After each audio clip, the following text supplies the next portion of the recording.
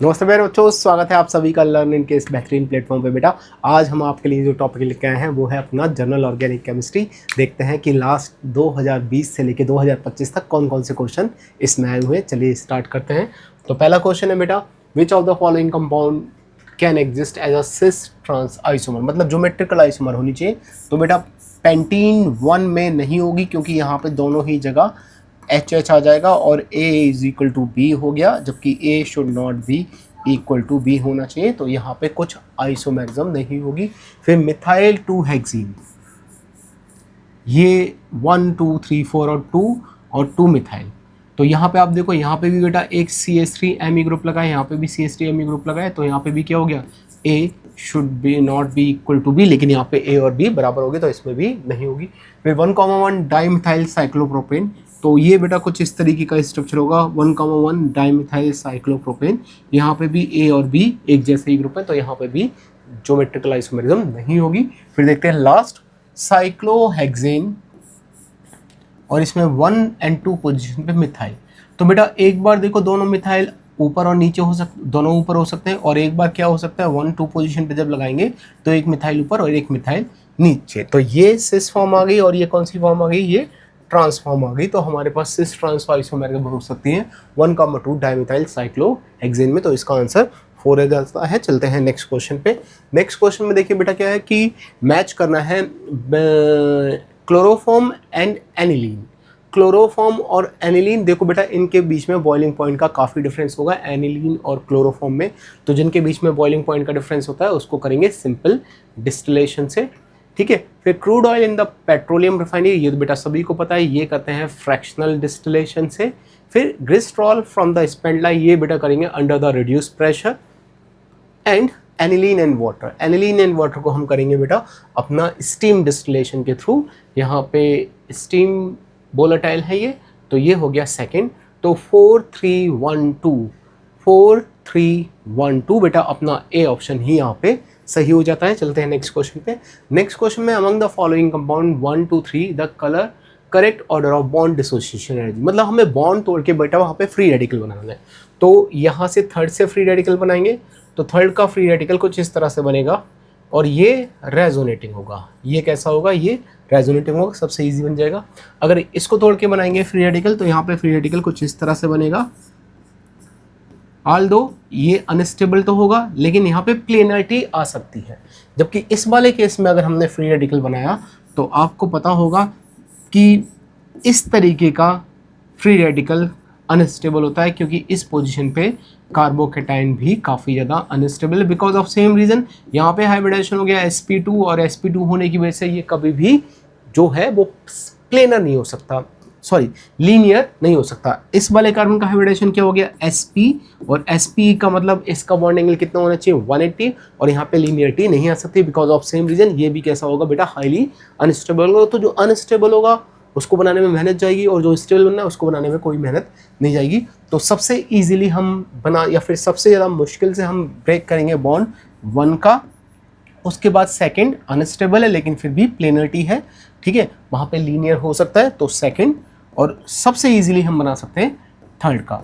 तो इसका आंसर बेटा क्या हो जाएगा, इसका आंसर बेटा अपना ए हो जाएगा। चलते हैं नेक्स्ट क्वेश्चन पे। नेक्स्ट क्वेश्चन में देखते हैं क्या है। नेक्स्ट क्वेश्चन में which of the following reaction does not belong to Lassaigne test. तो बेटा यहाँ पे सोडियम फ्यूजन एक्सट्रैक्ट का टेस्ट होता है, तो सोडियम तो यूज होना चाहिए। तो यहाँ पे देखो बेटा सोडियम यूज हो रहा है, ठीक है। ये अपना साइनाइड वाला टेस्ट है, नाइट्रोजन का टेस्ट, यहाँ पे सल्फर का टेस्ट ये भी सही है, यहाँ पे हेलोजन का टेस्ट ये भी सही है। लेकिन अगर आप ये देखो तो ये बेटा कार्बन की प्रेजेंस के लिए कराया जाता है, लाइबिक टेस्ट वाला है जो अपना पहला ही मेथड होता है वो। तो ये लेस्काइने टेस्ट का पार्ट नहीं है, तो इसका जो करेक्ट आंसर होगा वो कौन सा होगा, डी ऑप्शन सही होगा।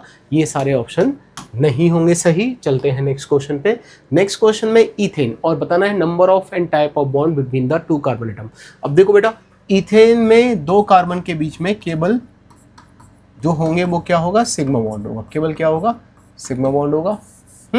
तो यहाँ पे क्या होगा 1 सिग्मा बॉन्ड, ये थर्ड के साथ मैच कर रहा है। फिर अगला कौन सा है, अगला है ईथीन। ईथीन में कार्बन के बीच में 1 सिग्मा और 1 पाई बॉन्ड होगा, 1 सिग्मा एंड 1 पाई बॉन्ड, ये मैच कर रहा है फोर्थ के साथ। फिर C2 मॉलिक्यूल MOT के हिसाब से बनता है, और जिसमें केवल 2 पाई बॉन्ड होते हैं, तो ये हो गया सेकंड के साथ मैच। और इथाइन में 2 कार्बन के बीच में 1 सिग्मा और 2 पाई बॉन्ड होते हैं, तो ये मैच कर गया बेटा 1 के साथ। तो हमारा 3 4 2 1 3 4 2 1 ये बेटा ए ही ऑप्शन में ये मैच हो जाता है। इस क्वेश्चन का सही आंसर होगा अपना ए। चलते हैं नेक्स्ट क्वेश्चन पे। नेक्स्ट क्वेश्चन में number of sigma and pi bond in lone pair in the of electron in the pyridine. तो प्रीडीन का स्ट्रक्चर बनाते हैं बेटा। पहले प्रीडीन का स्ट्रक्चर कुछ इस तरह से होगा, इस तरह से स्ट्रक्चर होगा प्रीडीन का। जहां पे भी हाइड्रोजन लगने हैं वहां हाइड्रोजन लगा लेते हैं और एक लोन पेयर है नाइट्रोजन पे। अब देखो पहले हम कर लेते हैं काउंट पाई बॉन्ड को, सिग्मा बॉन्ड को। 1 2 3 4 5 6 7 8 9 10 11 11 सिग्मा बॉन्ड हो गए। अब काउंट करते हैं पाई बॉन्ड को। 1 2 3 3 पाई बॉन्ड हो गए। और अब काउंट करते हैं लोन पेयर को। तो यहाँ पे अगर आप देखोगे तो आपके पास 1 लोन पेयर है। तो हमें बताना है रिस्पेक्टिवली। तो सिग्मा आ गए 11 3 और 1, 11 3 और 1 हमें दे रखा है बेटा ऑप्शन नंबर डी में सही दे रखा है। तो इस क्वेश्चन का आंसर हो जाएगा ऑप्शन नंबर डी। अगला है एक compound with the molecular formula C6H14 has the 2 tertiary carbon, it's IUPAC name. बहुत सिंपल सा क्वेश्चन है बेटा। यहाँ पे हमारे पास आप इसको जरा इमेजिन करिए, ये C6H14 है और यहाँ पे ये वाला कार्बन भी टर्सरी और ये वाला कार्बन भी टर्सरी है। 2 ही कार्बन एटम ऐसे हैं जो टर्सरी हैं। तो इसका IUPAC नेम क्या हो जाएगा? 1 2 3 4 इसका IUPAC नेम मिल जाएगा 2,3 di methyl butane. 2,3 di methyl butane option A में ही बेटा सही दे रखा है। चलते हैं नेक्स्ट क्वेश्चन पे। नेक्स्ट क्वेश्चन में इसका IUPAC नेम पूछा, जल्दी से इसका नामकरण संस्कार कर देते हैं। ये आ जाएगा बेटा 1, ये 2, ये 3, ये 4, ये 5, ये 6। फंक्शन ग्रुप को मिनिमम पॉसिबल नंबर देना है, इधर से देते तो ज़्यादा आता, तो मैंने राइट साइड से दिया है। ठीक है, तो यहाँ पे क्या आ जाएगा? 1 पे आ गया ब्रोमो, 1 पे ब्रोमो, 1 पे ब्रोमो, दोनों सही है। फिर 3 पे आ गया, हमारे पास आ गया 3 पे ऑल, 3 पे ऑल, 3 पे ऑल, ये दोनों सही हो सकते हैं। तो क्योंकि ये वाला तो है ही नहीं, तो ये है और एक ही ऑप्शन सही है, तो ये ही ऑप्शन सही होगा। बाकी चेक कर लेते हैं। 1 पे ब्रोमो, 5 पे क्लोरो बिल्कुल सही है, 5 पे क्लोरो है, 4 पे मिथाइल बिल्कुल सही है और हेक्स 3 ऑन। तो बेटा अपना बी ऑप्शन ही यहाँ पे एकदम से सही हो जाता है। चलते हैं नेक्स्ट क्वेश्चन पे। नेक्स्ट क्वेश्चन में correct structure of 2,6 di methyl Deka 4 इन। तो यहाँ पे देखो बेटा, यहाँ पे 1 2 3 4 5 6, ठीक है। 2 पे तो आया ही नहीं, इसको छोड़ दो। इसको करेंगे 1 2 3 4 5 6। 2,6 आ तो गया, लेकिन जो इन है वो 3 पे आ रहा है, तो ये भी गलत हो गया। फिर इसको देखेंगे 1 2 3 4 5, तो यहाँ पे इन जो है वो 5 पे आया ना, हमें तो 4 पे चाहिए। अब इसको देखते हैं 1 2 3 4 5 6 7 8 9 10। तो देखो बेटा 2 पे इथाइल आया बिल्कुल सही है, 2 पे मिथाइल आया बिल्कुल सही है, 6 पे मिथाइल आया बिल्कुल सही है, और अपना जो इन आया वो किस पे आया? 4 पे आया, वो भी सही है। और टोटल कार्बन आइटम कितने हैं? 10। तो क्या आ जाएगा? डेक इन। तो क्या लिखेंगे बेटा इसमें? 2,6 डाई मिथाइल डेक 4 इन। तो यही हमारा सही आंसर हो जाएगा ऑप्शन नंबर डी। चलते हैं नेक्स्ट क्वेश्चन पे। नेक्स्ट क्वेश्चन में the compound which shows the metamerism. तो बेटा देखो यहाँ पे मेटामेरिज्म नहीं होगी, क्योंकि एक साइड में एक कार्बन आएगा और एक साइड में हमेशा 2 ही कार्बन आएंगे। यहाँ पे भी C3H8, यहाँ पे देखो बेटा, यहाँ पे भी मेटामेरिज्म वैसे नहीं होगी। कैसे? अगर हम चाहें तो एक साइड में हमने इस तरह से बना लिया और एक साइड में इस तरह से बना लिया, और कुछ ऑप्शन ही नहीं है। यहाँ पे हो सकती है मेटामेरिज्म, एक साइड में हमने एक कार्बन लगाया और दूसरी साइड में हमने 3 कार्बन लगाए, एक ये, और एक बार में हमने क्या किया, एक साइड में 2 कार्बन लगाए और दूसरी साइड में भी 2 कार्बन लगाए। तो यहाँ पे बेटा सी ऑप्शन बिल्कुल जो है वो सही हो जाता है। चलते हैं नेक्स्ट क्वेश्चन पे। नेक्स्ट क्वेश्चन में बेटा मोस्ट स्टेबल कार्बोकेटाइन। तो देखो ये बेटा प्राइमरी कार्बोकेटाइन है, primary carbocation with 1 alpha hydrogen. ये टर्सरी कार्बोकेटाइन है विद 3 अल्फा हाइड्रोजन यहाँ पे, 2 अल्फा हाइड्रोजन यहाँ पे, 2 अल्फा हाइड्रोजन यहाँ पे, तो टोटल 8 अल्फा हाइड्रोजन। ये सेकेंडरी कार्बोकेटाइन है, यहाँ पे 2 अल्फा होंगे और यहाँ पे 1 अल्फा होगा, तो ये भी अनस्टेबल होगा। ये भी सेकेंडरी कार्बोकेटाइन है बेटा, यहाँ पे 3 और यहाँ पे 2, ये भी अनस्टेबल होगा। सबसे ज़्यादा अल्फा हाइड्रोजन हाइपर कॉन्जुगेशन आपके पास बी में हो रहे हैं, और ये टर्सरी कार्बोकेटाइन है, तो हमारे पास जो बी ऑप्शन है वो ही मोस्ट स्टेबल कार्बोकेटाइन होगा। चलते हैं नेक्स्ट क्वेश्चन में। लिखा है in organic compound when the inductive and mesomer electromeric effect operate in opposite direction the inductive effect predominate. बिल्कुल गलत बात है बेटा। देखो इलेक्ट्रोमैग्नेटिक इफेक्ट सबसे वीक इफेक्ट होता है, लेकिन मतलब मेरा कहने का मतलब है इलेक्ट्रोमैग्नेटिक इफेक्ट एक टेम्परेरी इफेक्ट है, परमानेंट इफेक्ट नहीं है। लेकिन ये स्ट्रॉन्ग होता है क्योंकि बेटा इसमें पूरा पाई बॉन्ड शिफ्ट होता है, इसमें पूरा पाई बॉन्ड शिफ्ट होता है। जो इंडक्टिव इफेक्ट है उसमें स्लाइटली थोड़ा सा सिग्मा बॉन्ड शिफ्ट होता है, तो जो चार्ज आएगा वो थोड़ा सा डेल्टा नेगेटिव और डेल्टा पॉजिटिव। लेकिन यहाँ पे अगर आप देखोगे तो इलेक्ट्रोमैग्नेटिक इफेक्ट में पूरा का पूरा पाई बॉन्ड शिफ्ट होता है, तो ये काफ़ी स्ट्रॉन्गर है। ये परमानेंट नहीं है, लेकिन फिर भी पूरी पाई इलेक्ट्रॉन डेंसिटी शिफ्ट होने की वजह से यहाँ पे पूरा फुल पॉजिटिव और फुल नेगेटिव आता है, जिसकी वजह से ये काफ़ी ज़्यादा स्ट्रॉन्ग इफेक्ट हो जाता है। तो पहला स्टेटमेंट फॉल्स हो गया। Hyper conjugation is observed in case of ऑर्थोजाइलिन, ये बात बिल्कुल सही है बेटा। अगर आप स्ट्रक्चर बनाओगे तो आपको पता चल जाएगा कि हमारे पास sp कार्बन के पास 3 अल्फा हाइड्रोजन, sp2 कार्बन के पास 3 अल्फा हाइड्रोजन, sp2 कार्बन के पास 3 अल्फा हाइड्रोजन, टोटल इसमें 6 अल्फा हाइड्रोजन हो जाते हैं। तो इसमें हाइपर कॉन्जुगेशन होगा। तो ये पहला वाला फॉल्स हो गया, दूसरा वाला ट्रू हो गया। पहला फॉल्स है, दूसरा ट्रू है, पहला फॉल्स है, दूसरा ट्रू है। इसका ऑप्शन बेटा बी हो जाता है। चलते हैं नेक्स्ट क्वेश्चन में। नेक्स्ट क्वेश्चन में है हमारे पास Chlorine is an electron withdrawing group, but it is ortho para directing in the electrophilic aromatic substitution। बिल्कुल बात सही है बेटा। क्लोरीन, ब्रोमीन, आयोडीन, ये सारे के सारे एक्सेप्शन हैं। इनका minus I effect plus R को डोमिनेट करता है, तो ये नेट रिंग डीएक्टिवेटर होते हैं। लेकिन फिर भी रिंग डीएक्टिवेटर हमने पढ़ा है, जनरली जो रिंग डीएक्टिवेटर होते हैं वो मेटा डायरेक्टिंग होते हैं। इसमें दो एक्सेप्शन है। ये पहला एक्सेप्शन क्या है कि भाई यहाँ पे इंडक्टिव इफेक्ट वीक हो गया और रेजोनेंस ज़्यादा हो गया, सॉरी इंडक्टिव इफेक्ट डोमिनेटिंग हो गया, रेजोनेंस इफेक्ट वीक हो गया। जनरली क्या होता है, जो रेजोनेटिंग इफेक्ट होता है वो बहुत ज़्यादा डोमिनेटिंग होता है, इंडक्टिव को और हाइपर कॉन्जुगेशन को डोमिनेट कर जाता है। लेकिन ये एक ऐसा केस होता है जहाँ पे इंडक्टिव इफेक्ट डोमिनेट होकर रेजोनेंस को ओवरकम कर लेता है। ठीक है बेटा। अब आप देखो यहाँ पे जो हमारे पास इंडक्टिव इफेक्ट है वो ज़्यादा डोमिनेटिंग है, तो ये नेट क्या करेगा, बेंजीन से इलेक्ट्रॉन डेंसिटी छीन लेगा, जिसकी वजह से बेंजीन पे इलेक्ट्रॉन डेंसिटी कम हो जाएगी और वहाँ पे कोई भी इलेक्ट्रोफाइल अगर आएगा अटैक करने के लिए तो उसको वहाँ पे डेल्टा नेगेटिव चार्ज कम मिलेगा।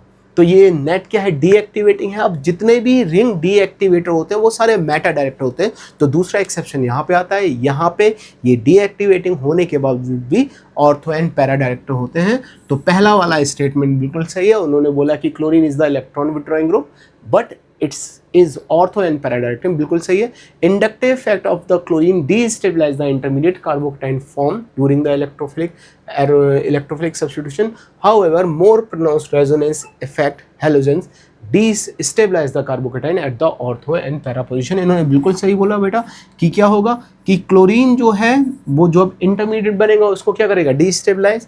लेकिन रेजोनेंस की वजह से जरा हम इमेजिन करें कि क्लोरीन का जो डोनेटिंग इफेक्ट होगा अल्टीमेटली वो ऑर्थो पोजीशन पे आएगा, पैरा पोजीशन पे आएगा और ऑर्थो पोजीशन पे आएगा। तो अपने ऑर्थो इफेक्ट के अपने इलेक्ट्रॉन डोनेटिंग ग्रुप के चलते हुए वो ऑर्थो एंड पैरा पे थोड़ी सी इलेक्ट्रॉन डेंसिटी डोनेट कर रहे होंगे, जिसकी वजह से वो क्या होगा, स्टेबलाइज हो जाएगा। तो हमारे पास बेटा ये पहला वाला भी बात सही है कि ये इंटरमीडिएट कार्बोकेटाइन को डीस्टेबलाइज करेगा, लेकिन however more pronounced resonance effect the halogen stabilise the carbocation at the ortho and para position. तो ये ट्रू भी है, ए भी ट्रू है और आर भी ट्रू है और उसकी करेक्ट एक्सप्लेनेशन भी है। तो यहाँ पे जो हमारा आंसर हो जाएगा वो ऑप्शन हो जाएगा बी ऑप्शन, यहाँ पे बेटा सही आ जाएगा। चलते हैं नेक्स्ट क्वेश्चन पे। नेक्स्ट क्वेश्चन में which of the following carbocation is stable. तो देखो बेटा ये भी रेजोनेटिंग है लेकिन वन रेजोनेंस, ये प्राइमरी कार्बोकेटाइन है, लीस्ट स्टेबल होगा। ये सेकेंडरी कार्बोकेटाइन है, लेकिन आप देखो ये बेटा टर्सरी कार्बोकेटाइन है और यहाँ से भी रेजोनेंस हो सकता है, यहाँ से भी, तो दो साइड से रेजोनेंस हो रहे हैं। तो मोस्ट स्टेबल तो बेटा ए ही होगा, टर्सरी कार्बोकेटाइन भी है, हाइपर कॉन्जुगेशन भी वहाँ पे होगा और साथ में क्या है कि वहाँ पे दो जगह से रेजोनेंस इफेक्ट भी हो रहा है, तो यही सबसे ज़्यादा स्टेबल होगा। चलते हैं नेक्स्ट क्वेश्चन में।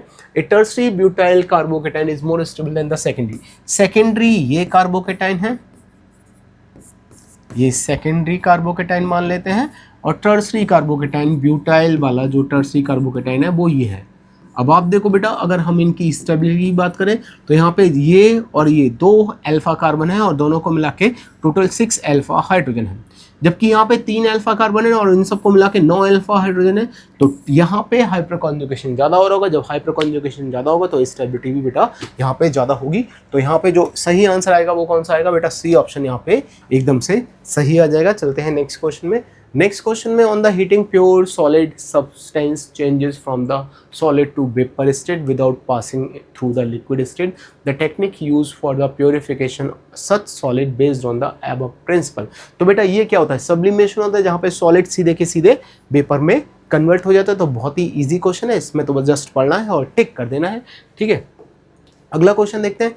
लेस्गाने extract of the organic compound both nitrogen and sulphur are present which give the red blur with Fe due to the formation. तो बेटा बहुत ही सिंपल सा क्वेश्चन है, इनऑर्गेनिक केमिस्ट्री में भी यूज करते हैं और यहाँ पे भी यूज़ करते हैं। जब हमारे पास सल्फर और नाइट्रोजन दोनों हो तो वहाँ से HCN माइनस बनता है और ये Fe+2 के साथ जब रिएक्शन करेगा तो वहाँ पे क्या बना देगा, Fe+2 के साथ जब वहाँ पे रिएक्शन होती है तो बेटा एक रेड कलर का Fe+3 के साथ जब रिएक्शन होगी तो ये एक इस तरीके का एक रेड कलर का कंपाउंड बना देता है और हम समझ जाते हैं कि दिए हुए कंपाउंड में, दिए हुए ऑर्गेनिक कंपाउंड में नाइट्रोजन के साथ साथ सल्फर भी था। तो यहाँ पे बेटा आंसर ए होने वाला है। चलते हैं नेक्स्ट क्वेश्चन में। नेक्स्ट क्वेश्चन में है हमारे पास, the Kjeldahl method for the estimation of nitrogen can be use to estimate nitrogen of amount, estimate the amount of nitrogen in which of the following compound. तो देखो बेटा ये azo compound है, इसमें हम यूज़ नहीं करेंगे। ये नाइट्रो कंपाउंड है, इसमें यूज़ नहीं करेंगे। इसमें नाइट्रोजन इनसाइड धरेंगे, इसमें यूज़ नहीं करेंगे। हम किस में यूज़ करेंगे, जहाँ से अमोनिया गैस बन सके और अमोनिया गैस केवल एनिलीन से ही बन सकती है। तो हम केवल इन चारों ऑप्शन में जो यूज़ करेंगे ये जेडाल मेथड वो यूज़ करेंगे only for the option number D. चलते हैं नेक्स्ट क्वेश्चन पे। नेक्स्ट क्वेश्चन में, paper chromatography is an example of, बेटा सीधे एनसीईआरटी का क्वेश्चन है, paper chromatography is an example of partition chromatography. तो यही इसका आंसर होने वाला है। चलते हैं नेक्स्ट क्वेश्चन में। A liquid x can be purified by the steam distillation. बेटा स्टीम डिस्टिलेशन के लिए कंडीशन क्या होती है कि एक सब्सटेंस स्टीम वोलेटाइल होना चाहिए और ये वाटर में मिसिबल नहीं होना चाहिए। तो ऑप्शन देखते हैं, स्टीम वोलेटाइल सही है लेकिन मिसिबल विद द वाटर दे रखा है, steam volatile, miscible with the water. अच्छा पहले मैंने दे रखा non steam volatile, non steam volatile, steam volatile, immiscible with the water. तो बेटा डी ऑप्शन जो है वो सही हो जाता है यहाँ पे एकदम से। तो बेटा आज की क्लास में हमारे पास इतने ही क्वेश्चन हैं।